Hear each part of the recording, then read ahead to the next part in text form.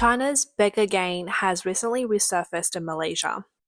Malaysian media reported that on September 23rd and 24th, officers from the Johor Immigration Department arrested 4 Chinese nationals during a crackdown in the Sanyeh Business District. The operation followed a 3-week investigation. The 4 individuals, aged between 36 and 67, were suspected of using begging as a way to earn money. All of them were found to have disabilities. The director of the Johor Immigration Department said in a statement that the 4 Chinese men were arrested for allegedly begging at specific locations. He said local generosity has fueled their begging activities in places like night markets, allowing them to earn up to 10,000 Malaysian ringgit a month, around $2,400. During the operation, one suspect tried to flee by boarding a long-distance bus at a terminal, heading towards Ipoh in Perak. The official added that these suspects operated as part of a group, frequently changing locations. Authorities believe they are controlled by an organized syndicate. Law enforcement also seized 9,000 ringgit in cash. In December last year, Malaysia introduced a visa-free policy for Chinese tourists to boost tourism. This policy is in effect until the end of 2026. Since then, the number of Chinese tourists has surged. Official data shows that in the first 4 months of this year, tourist arrivals from China increased by 232% compared to the same period last year, reaching over 955,000. However, this visa-free policy has also allowed China's infamous Beggar gang to enter the country. Once inside, they split into smaller groups and spread out to busy areas like Kuala Lumpur, Klang, and Johor Bahru. They beg along crowded streets at morning and night markets.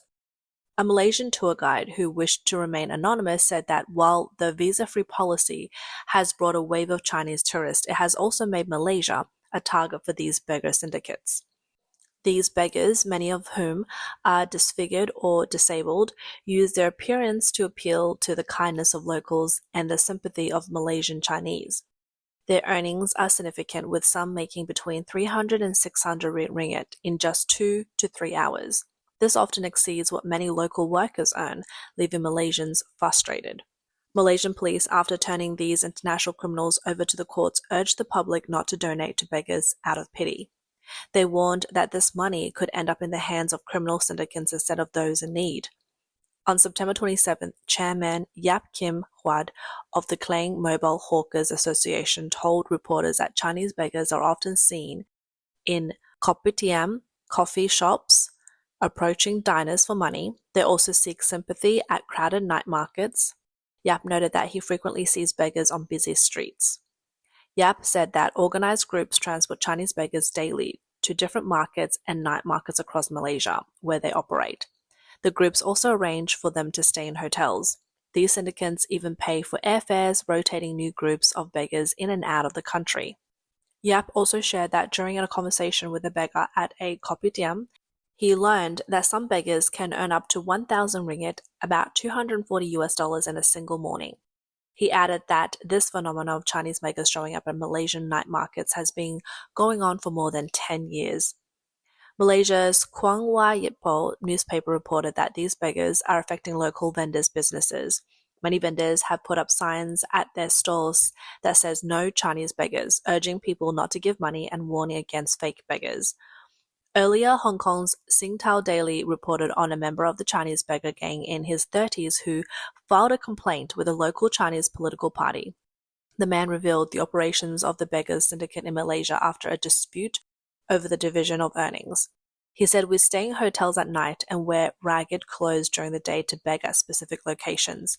After splitting the earnings with the group, each beggar could make a net profit of 8,000 to 10,000 ringgit a month."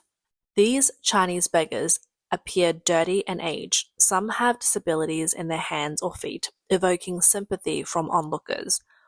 However, Malaysian social workers have revealed that these disabled beggars are being controlled by criminal syndicates. In Klang Morning's Market, they beg pretending to be pitiful or singing to win sympathy. Of their daily earnings, only 30% goes to them, while 70% is handed over to the syndicate leaders. Social workers believe the syndicate is led by Chinese national, although local involvements have not been ruled out. Malaysia's The Star newspaper previously reported that its journalists spent 2 days tracking two beggars.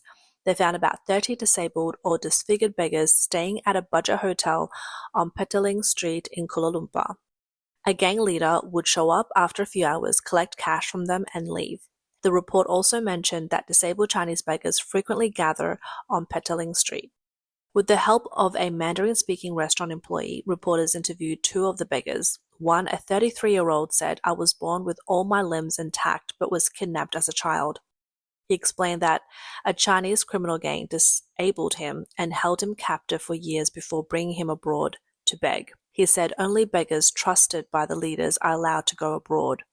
Another beggar, a 30-year-old from Zhengzhou, said, "We can earn up to 3,000 ringgit per day during weekends when more tourists are around."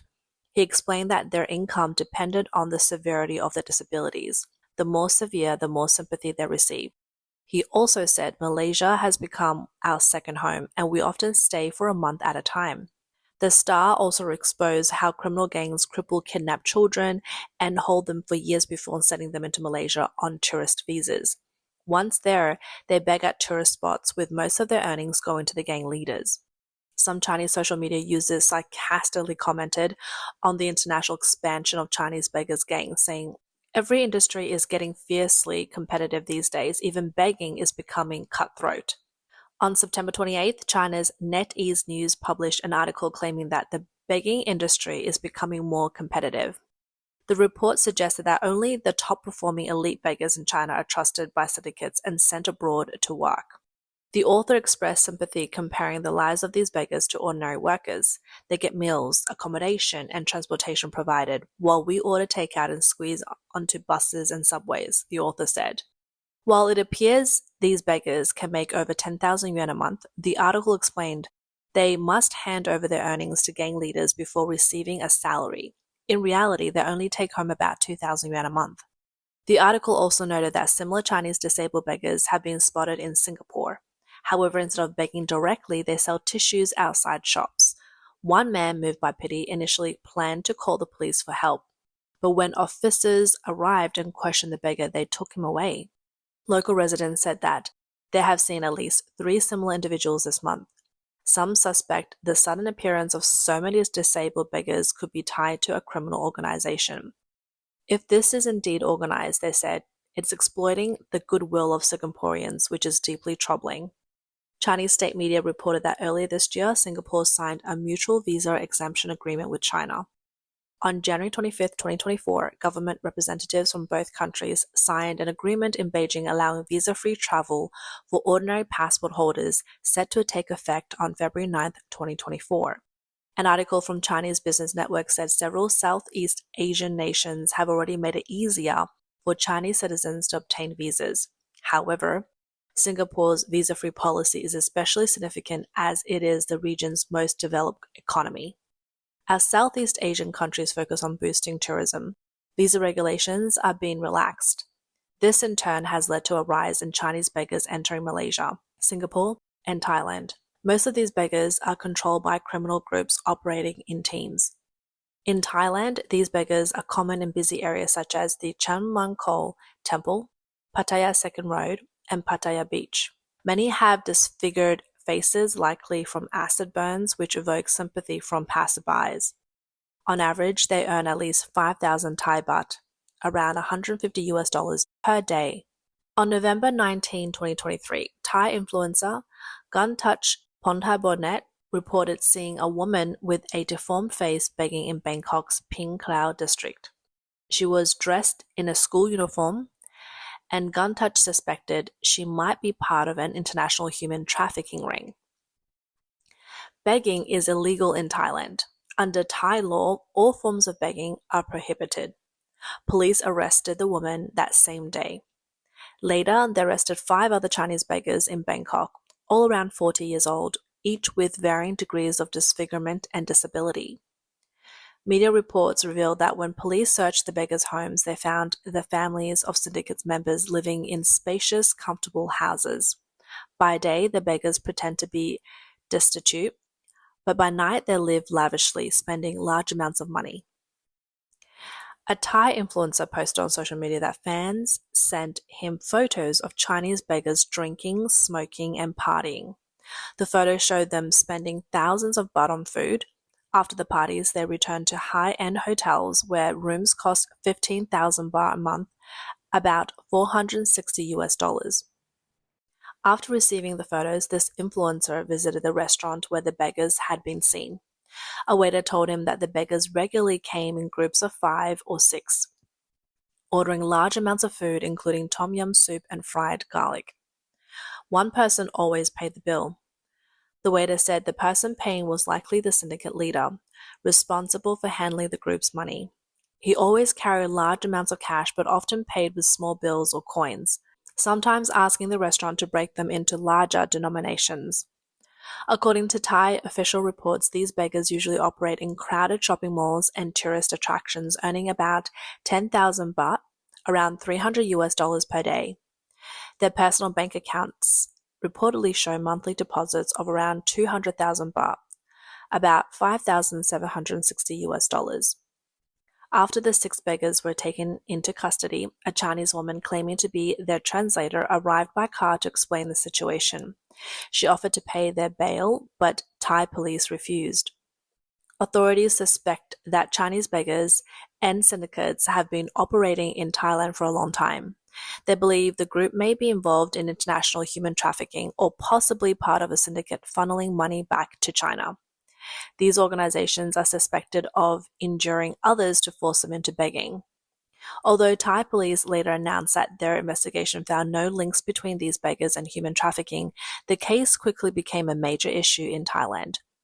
It led to public and media criticism of the visa-free policy for Chinese nationals aimed at boosting tourism. Several Thai media outlets criticized the government, claiming the visa policy had led to widespread problems. However, officials insisted that the beggar incident was unrelated to the new visa rules.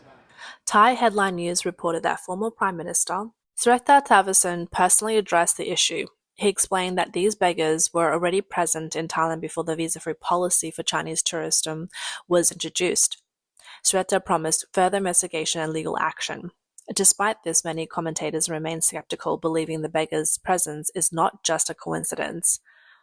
The incident has drawn nationwide attention in Thailand, with many focused on the group of Chinese beggars. Some have noted that the beggars not only share the same nationality, but also appear strikingly similar, with faces showing burned scars and missing fingers. This suggests that identifying them through facial recognition or fingerprinting would be impossible, leaving DNA test as the only viable option. The beggars claim they entered Thailand as tourists but cannot produce their original passports. They only have photos of their passports on their phones and insist they are begging voluntarily. But if they are begging by choice, many ask, why did a woman driving a luxury car who claimed to be their translator show up to handle their bail? Why did she hold their original passports and offer to pay 10,000 yuan for each of them? Thai police noted that both the translator and the beggar seemed unusually familiar with police procedures, raising suspicions. Some have speculated about who might be controlling them. One commentator said that when considering the large number of missing people in China, this case becomes even more disturbing. Previous reports have exposed how brutal human trafficking syndicates force their victims to beg after injuring them. In 2014, Phoenix TV reported on how the Dongguan Beggar gang use illegal means to disable children and force them to beg. These beggars, both mentally and physically scarred, fear leaving the syndicate because they believe they wouldn't survive without it. As a result, when these disfigured beggars are arrested, they claim their injuries are from accidents or childhood trauma and that begging is voluntary. This makes it difficult for foreign authorities to address the underlying issue of Chinese beggar syndicates. Media reports suggest that Chinese beggars working in organized groups abroad are backed by professional teams.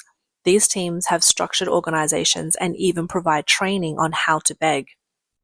The beggars have set work hours from 6 a.m. to 8 p.m., with occasional overtime. They use their appearance to evoke sympathy, but most of the money they collect goes to the syndicate. A few years ago, similar beggars were common in China. Media reports show that some have even purchased property after earning large sums from begging. This sparked outrage among white-collar workers who felt betrayed after giving money to people they believed were in need.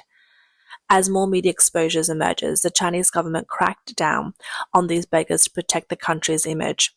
With no market left in China, they began operating abroad. Today, these beggars can be found not only in Malaysia and Thailand, but also in major cities worldwide. In July 2019, news of Chinese professional beggars being arrested in Melbourne made headlines in Australia. Most of the beggars were elderly, with an average age of over 65, and some were over 80.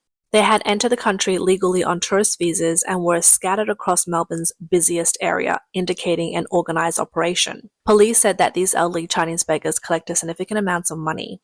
We seized large amounts of cash and foreign currency, which show that much of the money donated by Melbourne's generous citizens are being converted into yuan. One officer said the discovery sparked widespread anger. The incident quickly gained attention, with Australians feeling deceived. Even local homeless people began putting up signs that read, "I am not a fake Chinese beggar." Chinese Australians expressed concern, saying the actions of these individuals had damaged the reputation of law-abiding Chinese citizens living in Australia. As disfigured beggars continue to appear worldwide, many Chinese commentators have urged people abroad not to give money to these beggars, warning it could lead to further harm. Commentators worldwide have voiced concerns that visa-free policies in countries like Malaysia, Thailand, and Singapore could worsen the problem. They fear more Chinese beggars syndicates will enter their countries, disrupting local law and order. They also worry that as people's goodwill is abused, they may become reluctant to help those truly in need.